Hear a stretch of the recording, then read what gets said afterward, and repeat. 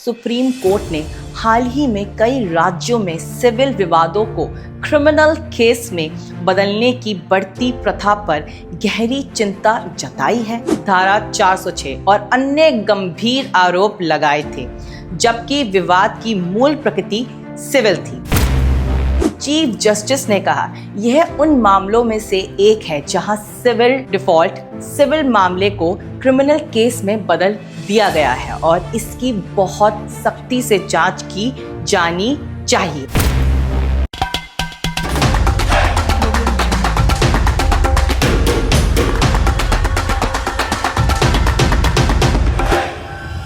Legal knowledge by Vedic Legal। क्या आप जानते हैं कि सुप्रीम कोर्ट ने हाल ही में कई राज्यों में सिविल विवादों को क्रिमिनल केस में बदलने की बढ़ती प्रथा पर गहरी चिंता जताई है?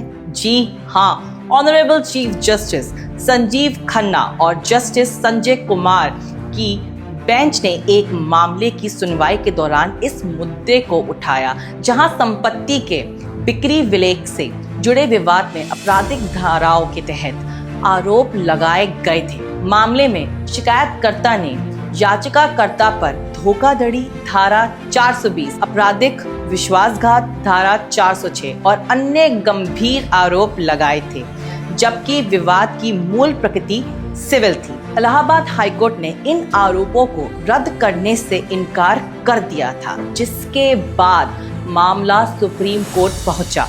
सुनवाई के दौरान सुप्रीम कोर्ट ने पाया कि विवाद का समाधान सिविल कोर्ट में होना चाहिए, लेकिन इसे आपराधिक रंग दे दिया गया।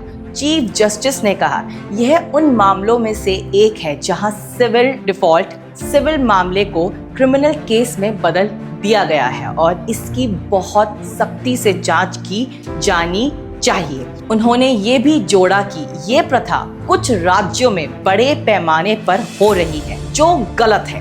अदालत ने इस प्रवृत्ति का अनुचित बताते हुए कहा कि विवादों को आपराधिक मामलों में बदलना न्यायिक प्रक्रिया का दुरुपयोग है और इससे बचना चाहिए। सुप्रीम कोर्ट ने मामले की अगली सुनवाई मार्च 2025 में निर्धारित की है। यह निर्णय न्यायिक प्रणाली में सिविल और आपराधिक मामलों के बीच स्पष्ट अंतर बनाए रखने की आवश्यकता को रेखांकित करता है, ताकि न्याय का सही पालन हो सके और किसी भी पक्ष को अनुचित लाभ या हानि ना हो।